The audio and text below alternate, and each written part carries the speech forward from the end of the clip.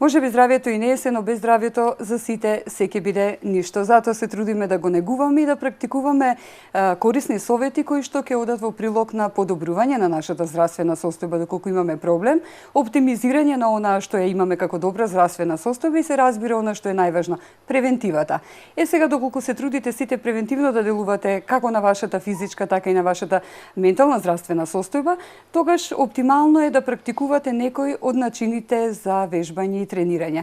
Токму тоа ќе биде денеска темата на нашето зборување со гостинот кој што го имаме во денешната Медика Инфо Плюс. Зборуваме за фитнес тренингот и на почеток увертира од прилогот. Физичката кондиција е состојба на човечкото тело кога тоа се наоѓа во добра здравствена состојба. Да бидете фит е многу важно и од физички и од психички аспект. Многу е важна физичката кондиција која ако ја одржувате ќе бидете и во добра психичка состојба на свеста, а вашето тело ќе биде поотпорно на болестите низ годините што следат. Фитнес програмите се распореди што ви овозможуваат да вклучите вежби во вашата секојдневна рутина. Избор на вистинска фитнес тренинг програма не е само важен чекор за да се вратите во форма. Исто така мора да направите вистински избор при распоредот на вежбите. Секој може да започне програма за фитнес тренинг по добивање на дозвола од неговиот или незиниот лекар и постојат илјадници различни програми на пазарот денес.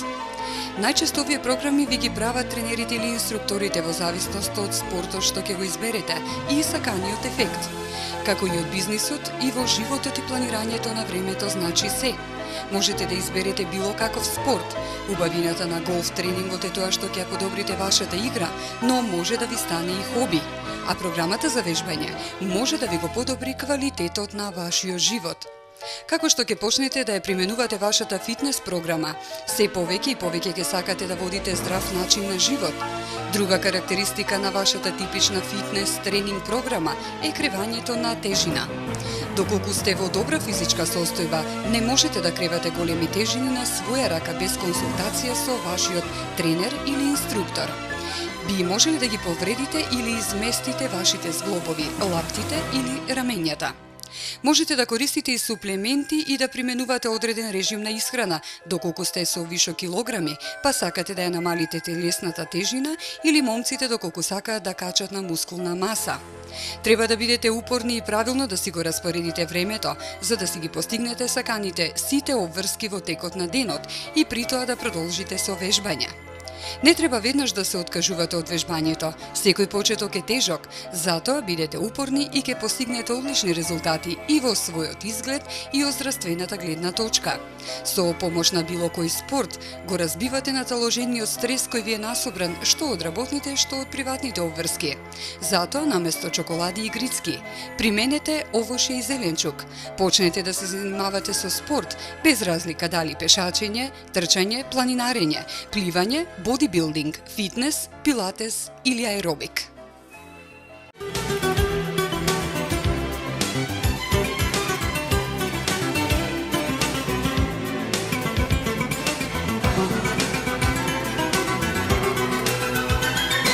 Ете така имавте можност во прилогот да слушнете кои се всушност предностите на тренирањето кои што сите би требало да се трудиме да го практикуваме како еден од стиловите на живот кои што ќе ни донесат подобра здравствена состојба и ќе делуваат како незина превентива, а што представува фитнес тренирањето, кои се правилата и на кој начин, на адекватен начин да го имплементираме токму тоа вежбање за да го имаме посакуваниот ефект, зборуваме во денешната Медика Инфо Плюс на особено задоволство со мојот гостин Гоце Мојсовски.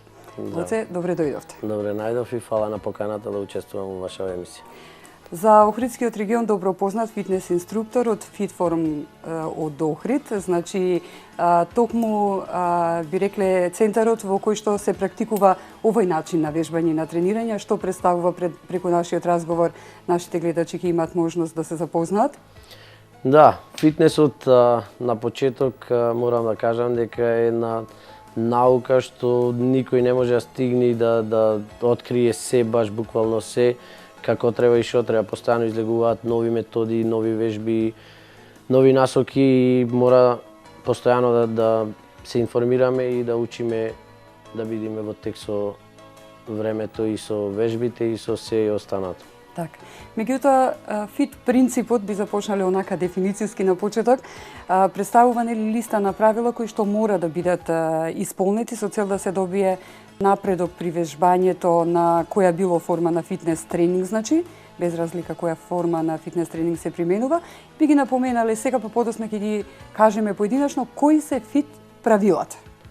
Па најважна е според мене концентрацијата, после концентрацијата најважен е, значи, мозокот ни е нас најважен дел на телото и се работиме со него, нема ништо. Значи рацете и нозете се движиме со мозокот, така и вежбањето се оди преку мозокот. Значи ако сме добро концентрирани, можеме да направиме тренинг со добар интензитет и можеме да постигнеме резултати. Ако ние сме расеани и не сме фокусирани на тренингот, тогаш не добиваме квалитетен тренинг и само се мачиме едноставно. Токму зборот FIT, односно frequency, intensity, type и time, се четирите основни правила на фитнесот: фреквенција, интензитет, тип и време. Тоа се начелните принципи кои што треба да се применуваат. Дали треба да се применуваат без разлика, значи дали се работи за вежбање со ниско или високо ниво, што представува, тоа ќе кажеме подоцна, и може да се искористат исто така и при оние вежби кои што се класично познати вежби со тежина или кардиовежбите. Па најважни се тие четири принципи и значи во секое вежбање, во секоја вежба, дали тоа било кардио тренинг или било тренинг со тегови или било трчање надвор покрај езеро, небитно, значи во било кој спорт, мора да се има, значи, интензитет, мора да се има време на изведување на вежбата, време одмор на мускулната партија, значи се е врзано меѓусебно. Сите четири работи функционираат како едно.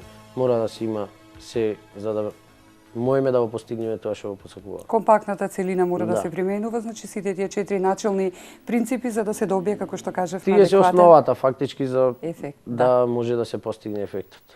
Сега, Гоце, каква избалансираност и адаптација треба да представува, како што кажавме, фреквенцијата на вежбање? Што представува фреквенцијата на вежбање? Фреквенцијата представува конекција на мозокот со мускулот.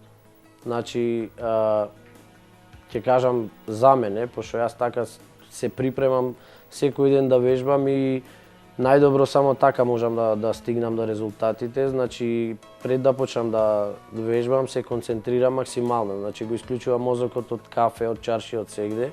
Најважен ми е тренингот и да го направам, значи, дури да не кревам преголема тежина, гледам со мозокот да се насочам. Значи, мисли да ги насочам кон мускулната партија што јас ја вежбам тој ден, за тоа да биде навежбано и убаво обликовано.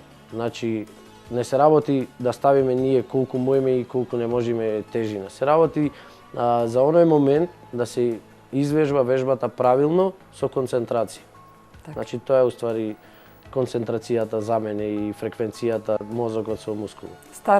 Стартниот принцип би рекол. Така. Сега она што е тренд и што најчесто се практикува, некои го користат можеби и како термина, не знаат што значи, кардиотренингот. Тоа е всушност базата, би рекле, можеби на, ке ме коригирате, можеби на почетен тренинг. Што всушност офаќа тие кардиовежби? Обично кардиотренингот се започнува, да, некој го започнува тренингот со кардио ради загревање, а некој зависно од тоа кој што сака да постигне. Значи, некој има проблем со својата тежина, некој нема таков проблем, а прави кардио за загревање. Значи, оние луѓе кои имаат проблем со својата тежина, тогаш работат што повеќе кардио. Значи, само тогаш можеме да ги согориме старите масти. 20 минути кардио тренинг, не трошиме енергијата од храната што имаме јадено во текот на денот. Се што е над 20 минути кардио, не важно, значи, дали било возење точак или трчање на трака или возење на орбитрек или степер, значи, се што е над 20 минути, тогаш ги согоруваме старите масти, оние што ни се вишок килограми нас.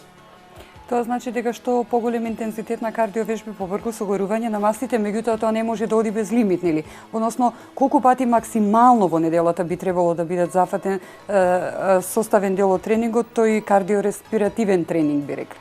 Па пожелно е, пак ќе напоменам, ако се работи за лице кое има проблем со својата тежина, има прекумерна тежина, пожелно е секој ден да се работи кардиотренингот, значи не смета, то сепак кардиотренингот ти помага и за подобра циркулација и за заврзување метаболизам и се. И најважно е секој ден да се работи кардиото, што повеќе од 20 минути. Значи 40 до 60 минути е доволно кардио за ние да можеме да согориме барем она што да постигнеме повеќе резултати за кратко време. Значи се дешава пример да дојде човек со 110 килограми и за месец дена да намали 10 килограми. Сепак ќе напоменам повторно дека 70% исхраната во вежбањето и ние не можеме да очекуваме сега јадиме се, а кога ќе појдеме в теретана дека ќе го потрошиме тоа. Да, ние ќе го потрошиме тоа што сме го јале денес. Ама тоа што сме го јале наназад година, 2, 3, неважно колку и да е, значи не можеме да го потрошиме. Мораме да внимаваме на исхрана, значи 70% исхраната, 30% е тренингот.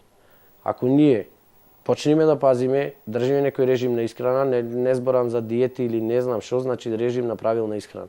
Сите луѓе кои доаѓаат кај мене во фитнес центарот FitForm, значи јас ги советувам, тоа е бесплатно, значи му давам совети за вежбање, совети за исхрана и слично. И тоа е режим на исхрана, значи јадеш се, уствари се намалуваш обемски и тоа е најздраво слабење, што никогаш нема да ги вратиш тие килограми. Да, тоа е и поентата. Меѓутоа да кажеме нешто за тренингот со отпор, тоа е веќе понатака последователна фаза после кардио тренингот како загревање, би рекли, или увертира. Дали тренингот со отпор се разликува или индивидуално и од што зависи всушност ете тука фреквенцијата на тој тренинг? Па повторно ќе напоменам, се зависи за каква личност ќе се работи. Дали тоа е да спортист професионален кој се занимава со фудбал, ракомет и кошарка и други спортови, дали е тоа професионален бодибилдер или е лице кое доаѓа рекреативно да се занимава со тој спорт. Значи тежината зависи од она што ние сакаме да постигнеме. Пример, јас како професионален билдер гледам да кренам што потешко. Значи нешто потешко да не можам да го кренам, али во рамките на нормалата моја и можностите кои ми се мене и тело може да прими. Оној кој се занимава аматерски со тој спорт, значи пак ќе кажам дека кај нас постојано има човек над секој член кој доаѓа во теретаната и нема кој што сака да прави, туку постојано има човек што го советува колку килажа да стави, значи максимален отпор би бил 80% од она што можеме максимално да окрениме. Значи максимално ако ние, пример, ќе кажам 100 кила, ние треба да се сведиме на 80 за да го извежбаме правилно. Така. Ако ние се убиваме од кревање тежини, ништо нема да форсирањето не доведува до да. ефект.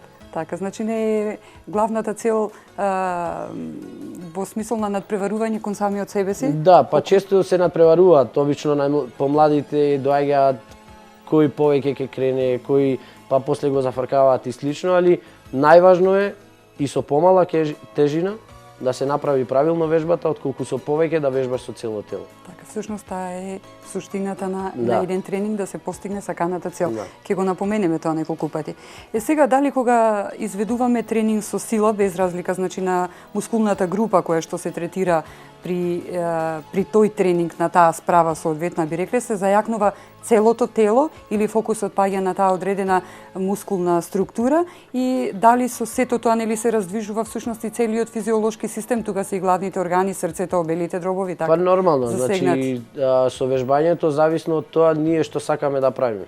Има многу начини на вежбање, значи од нас зависи тоа како ќе вежбаме. Дали ќе вежбаме една мускулна партија, дали ќе издвоиме две мускулни партии, дали тоа ќе бидат 3 или ќе биде кружен тренинг, не важно тоа. Значи за аматерски, оние кои се занимаваат аматерски и кои доаѓаат рекреативно да се занимаваат со тој спорт, гледам на почеток да не ги форсираме. Сепак на почеток има и воспаление на мускули и ова и она. Значи една недела ги тераме да работат лабави вежби. После таа една недела му ги поделуваме мускулните партии, дали тоа ќе биде 2 или 3, зависи од сепак од самото лице кое вежба, колку има енергија да извежба цел тренинг, дали тоа може да го извежба или не може да го извежба. И во договор со лицето секогаш го работиме тренингот. Значи не е то сега ќе влезам и ќе правам што сакам, пример цело тело ќе го извежбам. Тоа е погрешно, значи Парцијално се оди, значи. Така. Значи се оди голема мускулна партија со мала. Обично работиме гради со трицепс, грб со бицепс. Значи грбот е голема мускулна партија, бицепсот е помала. Значи да имаме храна во телото да може да ги нахрани двете мускулни партии. Ако ние пример се убиеме од вежбање буквално, немаме храна, џабе сме извежбале. Значи мускулот се мачи и нема храна за него, не може да расти.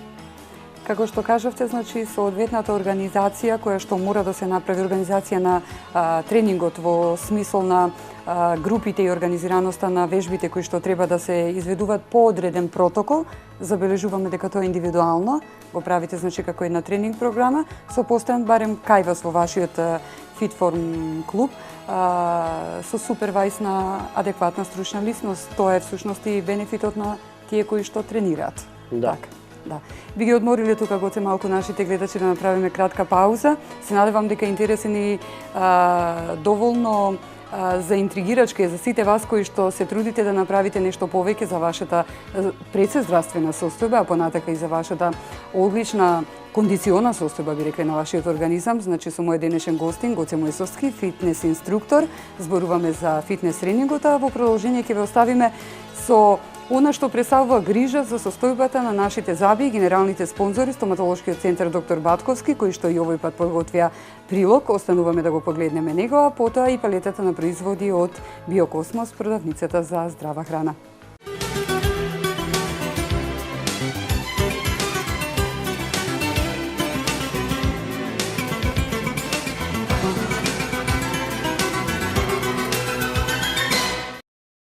Повлекување на непцето, крварење и парадонтопатија. Ова се само дел од симптомите и состојбите кои се појавуваат како резултат на забниот камен. Појавата на забниот камен најчесто се случува на горната вилица во пределот на 6-тиот и 7-тиот зап, како и на долната вилица во пределот на предните зъби од натрешната страна. Според стоматолозите, најдобро е оваа состојба да се спречи, но и дека има доста ефективни методи како забниот камен да се отстрани. После секое јадење на самите зъби останува мека наслага, остаток од храната, која што доколку не ја исчеткаме, таа перзистира и обстојува на површината на зъбот.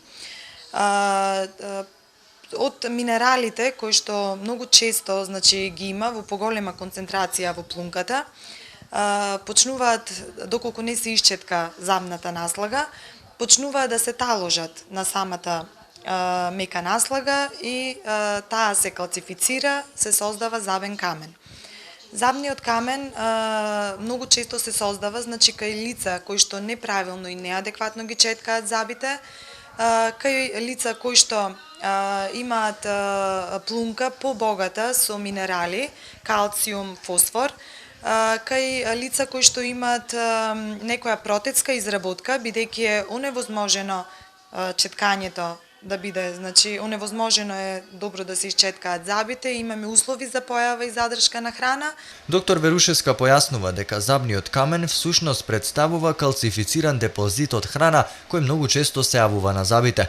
Неправилното и неадекватното четкање на зъбите, според неа, е една од главните причини за неговата појава. Најважно е правилно и редовно четкање на зъбите, користење на мека четка, користење на правилно четкање на зъби, поставување на четката под агол од 45 степени, четкање преку непцето и самиот зъб, постапка која што треба да трае 2 до 3 минути, користење на зъбен конец и користење на интердентални четкички, кои што треба детално и целосно да исчистат секоја мека наслага која што се наоѓа на зъбите, за да подоцна не дојде до создавање на забниот камен. Препорачливо е забниот камен да се чисти еднаш до 2 пати во годината. Чистењето во нашата ординација оди со ултразвучен апарат, врз база на вибрација, како што апаратчето со својот наставак со вибрација ќе удри на самиот камен, го крши, каменот се трга од забот и се изфрлува надвор и после тоа правиме добро полирање на површините каде што се наоѓал каменот, за да немаме ретенција, односно можност за повторно налепување на меки наслаги, од кои што подоцна повторно ќе се појави камен. Предните заби на долната вилица од натрешната страна и шестката и седмицата од горната вилица се најпогодени од забниот камен, бидејќи на овие делови најчесто се задржува храната, а исто така токму во тој предел се наоѓаат и плунковите жлезди кои ја вршат калцификацијата на меките наслаги од храна. Оваа ситуација пак доведува до неможност детално да се исчеткаат забите, па храната која останува почнува да се распаѓа и да создава кисела средина, што пак доведува до воспаление на непцето. Ова за жал е само чекор до уште една посериозна ситуација, а тоа е појавата на парадонтопатија. Па од тука, советите на стоматолозите за превенирање и чистење на забниот камен се и тоа како важни.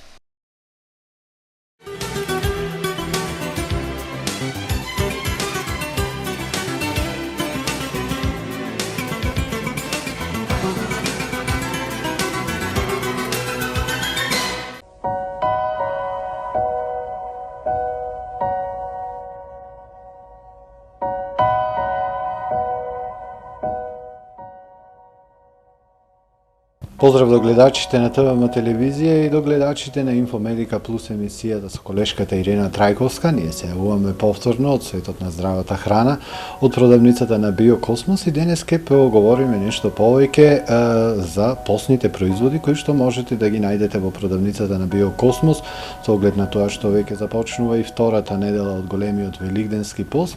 Тука е Христина со нас од Биокосмос, таа ќе ни представи неколку производи од палетата на производите кои што можете да ги најдете во Биокосмос, па да ја посакаме едно добре дојде на Христина во емисијата. Како си, Христина? Добро, фала. Така, ќе зборуваме за постни производи, за полесно да си го истераат сите оние кои што се постат. На некој начин подсетување што све може да се спрема во овие денови, кога е вистина малце можда и потешко, меѓутоа ако има доволно избор, може да си надокнадат и да него ќе си збогатат едноставно, некаква тешкотија.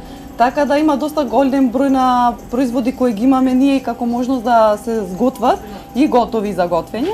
Меѓутоа ќе се задржам за оние производи кои се прилично познати за нашево поднебје, меѓутоа ги избегаваат подзаборавено, да. Так. Иначе зборувавме и за другите семиња како амарантот, како киноата, кои за многу од народов не се ни познати што се како се. Меѓутоа ќе се задржам нормално по барање на самите муштери, на тоа што ни е познато, што го имаме и можеме да го замениме од она само научени ориз, компири, тоа се сведува постот, да. Така да ќе почнам како најпродаван сега во овој период е кускусот, кој е правен од пченично брашно крупно мелено или гриз, со мешавина на брашно пченично. И со самото тоа што е преработено и направено како топчина, како зрно да изгледа, е подобро за нашиот организам. Наместо за разлика од тестенините. Тестенините кои стварат, да речеме на некој начин, потешкотија во желудникот, кускусот е она што е подобро затоа што е во зрнеста форма за варење и нормално за подобро да се осеќате кога го конзумирате. Кускусот може да се приготвува на многу начини, дали за солено, дали за благо, така да тоа е само избор на самиот муштерија како може да го конзумира. Меѓутоа може да се меша со зеленчук, може да се меша и со овоше и да се направи една добар оброк, како и хранлив, така и вкусен. Потоа, тука е која е доста заборавена исто така сојата. Ние имаме и органска, оние кои се плашат дали е модифицирана или слично. Така да ние имаме органската соја која е сертифицирана и која може да си без проблем да си ја конзумира. Да, и да онезе може како и од наутот, и за наутот ќе зборувам, сојата и наутот се многу добри во овај период за правење намази, нешто како паштета. Само со додавање на одредени луче, зачинче нешто и со блендирање, мислам нормално претходно варење, може да се добие вкусен намаз кој ќе се најде за доручек за вечера во баш Хумусот во со Видено. наутот беше, од наутот хумусот го прави. Да.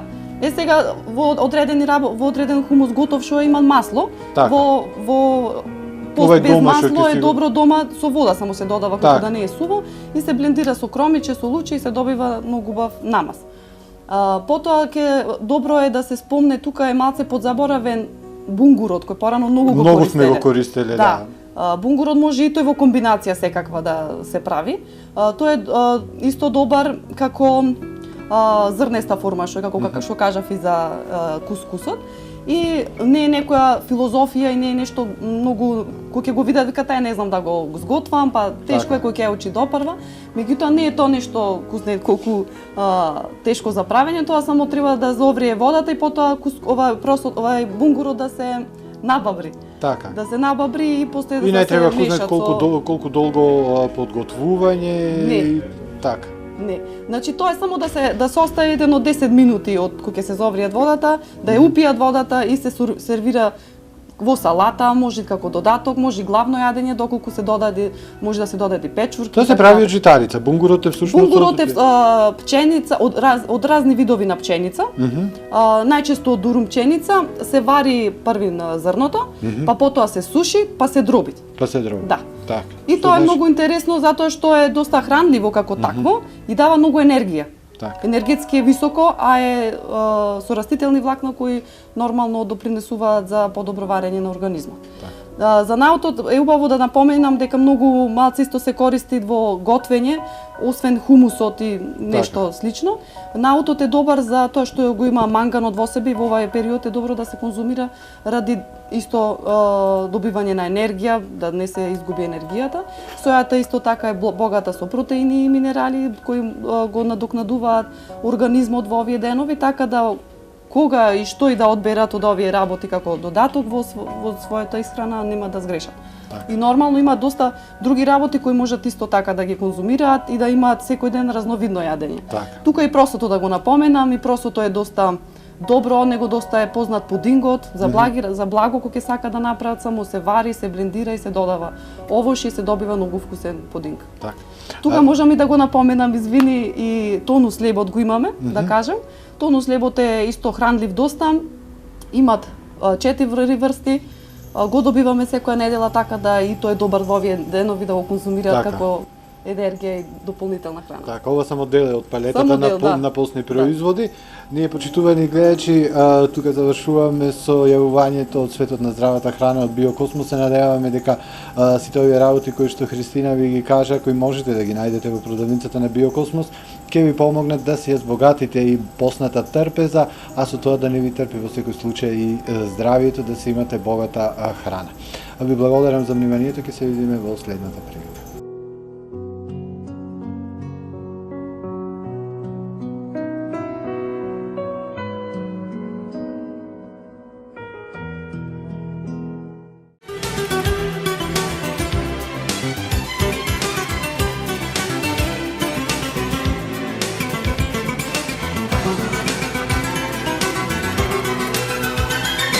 Ете така, откако го видовме прилогот од стоматолошки центар доктор Батковски и палетата на производи кои што како постни производи овој пат беа понудени за вас од продавниците за здрава храна Биокосмос, продолжуваме со разговорот кој што сега веќе станува интересен со мојот гостин Гоце Мојсовски, фитнес инструктор од Фитформ од Охрид.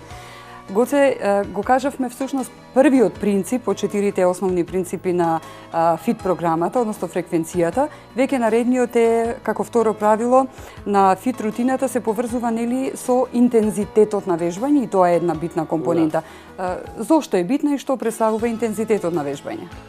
Па, интензитетот на вежбање зависи од тоа колку ние можеме да издржиме да извежбаме вежбата, да го извежбаме мускулот и со каков интензитет. Интензитетот ние работиме, ги работиме мускулите до отказ. Значи зборам за од професионална гледна точка, кој ќе се работи за спремање на надпревар и слично.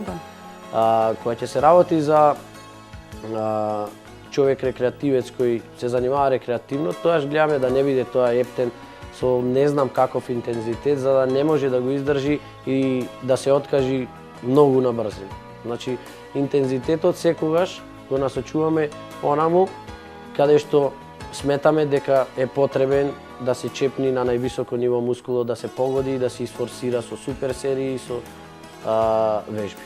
Сега тој интензитет сигурно според тој супервајз кој што го правите на посетителот, би реклете во Фитформ, оној што тренира, имате значи соодветни мерила, би рекле, на кои што го базирате тој интензитет и го прилагодувате према индивидуата.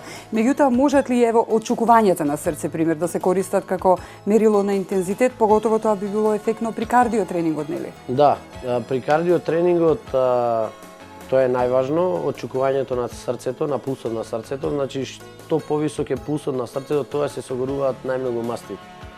Значи, на самите справи кои ги имам јас во фитнес центарот Фитформ, се внесува година, килажа и време, колку сакаш да работи лицето. И веќе компјутерски самото си пресметуваат колку е 80% искористено срцето, колку е 65% искористено. Сега, ние, значи, ако сакаме да согориме и да се изфорсираме многу поиќе, со појак интензитет да работиме, мораме да кренеме на 85%. Дозволено ли е? Дозволено, да, пошто немаш никаков проблем. Дишиш нормално, не се заморуваш на кардиосправите, мислам, се заморуваш, али постепено добиваш кондиција и тоа е веќе минато заморувањето. Што ме стекниш кондицијата, тоаш веќе можеш и на 85 да го работиш и да окрениш пулсот на срцето и тоа што ствари е најголем ефектот. Сега, доколку при кардиовежбите, компаративно кажавме, отчукувањата на срцето представуваат мерило на интензитетот, дали пак при онаа друга група на вежби, тренирање со отпор, како што кажавме, тогаш веќе тежината е мерило на интензитетот? Да, како што напоменав, значи тежината можеме да ја совладаме во зависно од тоа колку е голем мускулот. Значи, ако ние сме почетници и почнуваме да тренираме, значи сепак сме слаби.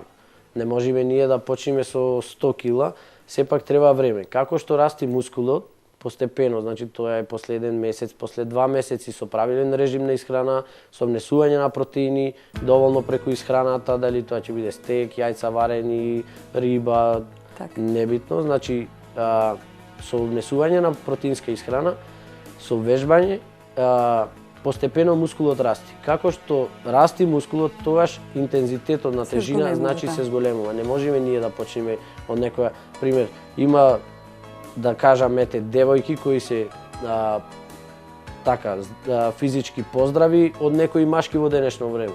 Значи се има случајно девојка да крени повеќе од едно машко, пример, почетник. Значи не станува збор за силата. Така, значи станува збор за тоа колку таа девојка била активна наназад и тоа машко колку било пасивно. Значи тука е разликата. И пример, таа девојка има поголема мускулатура, не правиме муавет за обликовано или не знам како, правиме муавет за почетник. Мускулот на машкото е атрофиран, сепак постои мускулот, али е атрофиран. Ако не го работиме, мускулите атрофираат. После многу малце му треба да се врати на мускулот за биде тоа што бил некогаш.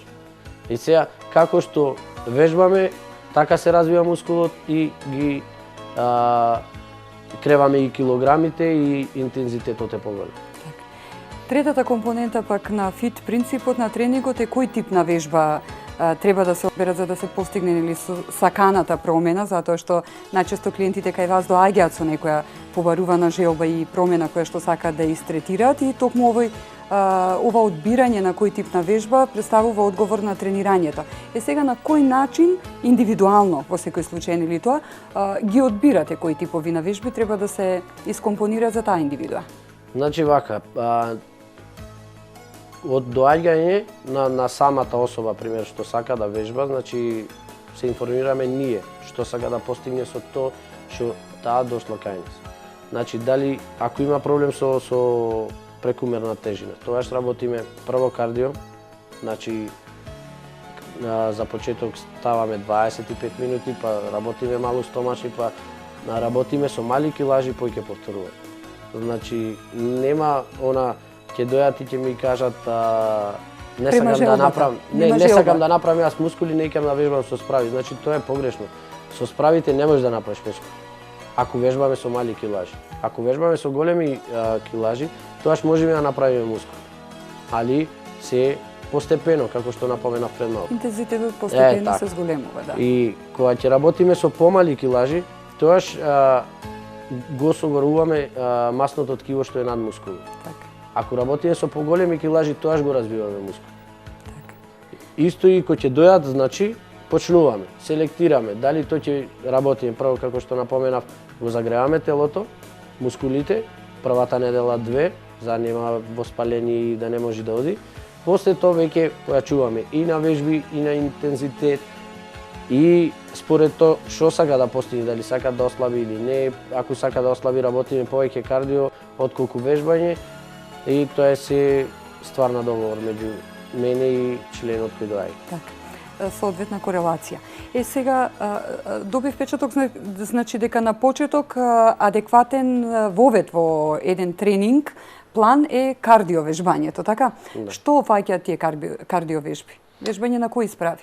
Па, кардиовежбите, напомена пред малку исто, опфаќаат дали тоа ќе биде возење точак или трчање на трака или пешачење на крената, фактички како успон траката направена, дали било степер, дали било орбитрек, неважно. Истиот ефект е. Така, истиот е ефектот, само зависи од тоа колку ние сакаме да се потрошиме и да го дадеме максимумот од нас. Што имаме желба и сме посетиле, би требало максимално и да се Да посветиме. се посветиме. Так.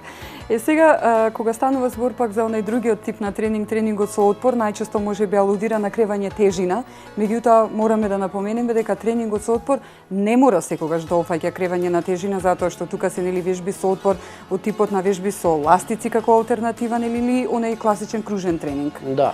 Најчесто кружните тренинзи ги работат оние спортисти кои се занимаваат со пример со ракоме, со кошарка, со фудбал и слично. Значи тоаш нив му е потребно да работат кондициони тренинзи. Значи кружен тренинг работи без паузи, со многу малце паузи измеѓу вежби, и тоаш ги врти сите мускулни партии, пошто него не му треби да го укрутит мускул, не му треби што побрзо да работи на тренинг на тебе.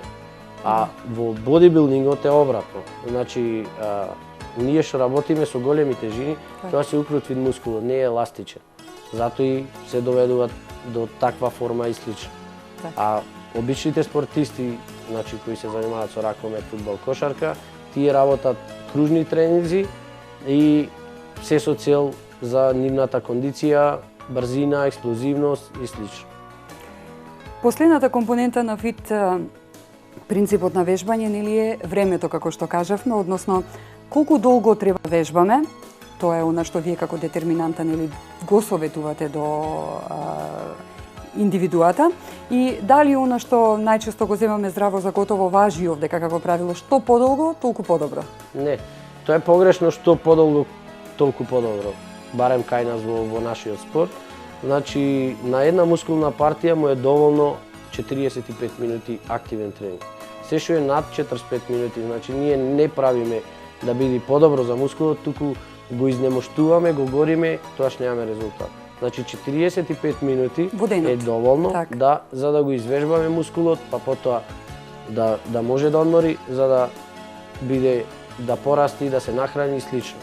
А во кардио тренинзите, значи тоа не мора да биде 45 минути, како што напомена 20 минути од возење кардио, ја трошиме енергија од храна, што имаме јадено во теков на денот. Сега над 20 минути ги согоруваме старите масти. Значи, пожелно е да работиме 40, 60 до 70 минути за да постигнеме она што ние го сакаме и да се намалиме обемски и да паднеме на вага. Токму тоа сакав да го напоменеме, значи е битен принципот и да се испочитуваат и испрактикуваат овие правила за да се добие нели сакан ефект на самиот крај. Затоа што сепак тука е и од другата компонента покрај значи активноста и времето кое што го поминуваме на вежбање, односно последната компонента одморот, кој што е исто така важно правило, и дали тука веќе важи правилото колку повеќе тренираме, толку повеќе и треба одмор да си дозволуваме. Да. Што се случува во тој период на одмор после тренинг? Па одморот ни е најважен дел во вежбањето и нашиот организам, без разлика дали сме се занимавале со спорт или не, значи кога ќе легнеме да спиеме, тогаш телото продолжува да работи. Мускулите работат, затоа и пожелно е после долг тренинг, после напорен тренинг, добар сон и релаксација. Значи дали тоа ќе биде масажа или не знам, пожелно е што повеќе да одмара. Значи 8 сати убав сон, за да може телото и мускулите да работат и да се развиваат онака како што треба. И затоа се препорачува навечер, значи оние кои се борат со својата тежина, да не се внесуваат јагле-хидрати, а се внесуваат протеини, затоа што мускулите работат кога спием. Тоаш најмногу црпа, тоаш најмногу му треба храна. Дали постои некоја старосна детерминанта која што дозволува или не дозволува во одреден период од животот да се почне или не со вежбање? Кој е најпогодно време за почеток со вежбање? Па нема некоја старосна граница, од причина што кај мене ево баш пред месец дена дојде жена која има 65 години, исто така имам и маж кој вежба на 65 годишна возраст. Значи немаме некој временски период да мораш да почнеш или не мора. Значи дури и во денешно време и докторите кои се кардиохирузи, кои се занимаваат со таква проблематика, ги упатуваат да спортуваат, да вежбаат, да бидат активни, за да се подобри циркулацијата и слично. Така, колку години вие стоите на служба на нашите охриѓани како фитформ од Охрид? Јас стојам 15 години цели и значи имам учествувано. Работите како фитнес инструктор, да. Значи така. Порано работев, па после ја преземав, сега е моја, значи 5 години, а претходно работев во теретанава. Максимално професионална посветеност. Така, да. Од сабајле до вечер, станувам во 6 сабајле, тоест во 5 станувам, во 6 сувам на работа и работам до 10 на вечер. И се надпреварував неколку пати на ниво на Македонија и на светски првенства. Така, да. Па трудот се исплати. Така. Убаво е кога се работи Гоце, значи нешто со љубов.